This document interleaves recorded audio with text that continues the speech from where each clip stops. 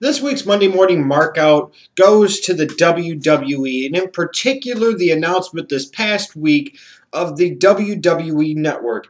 It was a big-time rollout for a big-time venture that represents a big-time shift in the way the WWE is going to conduct its business going forward.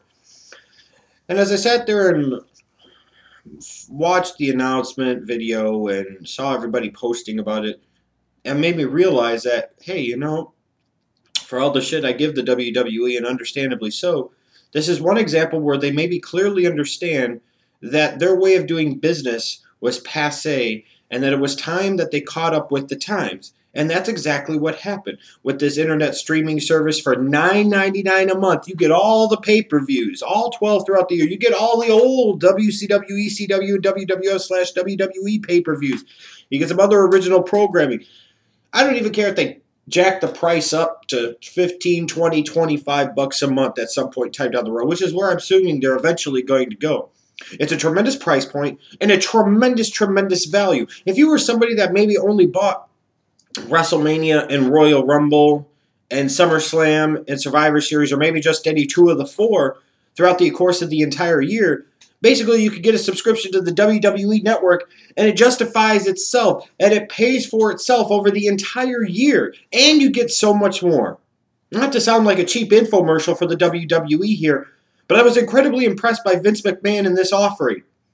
I didn't think that they were going to go to this length with the WWE Network, and I didn't think that they were going to understand that the old way of doing things, having to be on a cable network, having to be distributed by a satellite provider, had to be the way to go, because that's where they were going originally with this.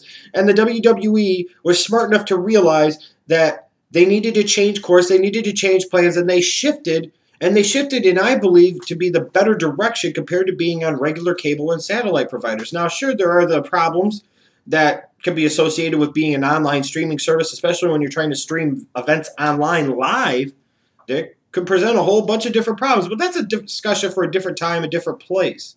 The bottom line is I'm incredibly, incredibly excited about the WWE Network. For those of you wondering, at least for the first 6 months, yes, I am going to get the WWE Network because I want to see what it's about. And you figure with doing the show, it just kind of makes sense to have the network because that way I've already got all the next 6 pay-per-views. I'm not having to worry about streaming any of them. I'm not paying $50 or $60 a piece for them. Although I may still buy WrestleMania through a regular satellite or cable satellite provider. I might still just order WrestleMania as a regular pay-per-view because maybe I don't want to take that chance of the stream going out. But other than that, to me, this was really big news for the WWE. This was one of these things that, could be a tremendous boon for them and make them really an industry leader in how they present their product to their audience. It could blow up in their face too, but I think it's an exciting time for the company right now, and it should be a little bit exciting for us as fans. February 24th, the network begins, and I'm curious to see what happens.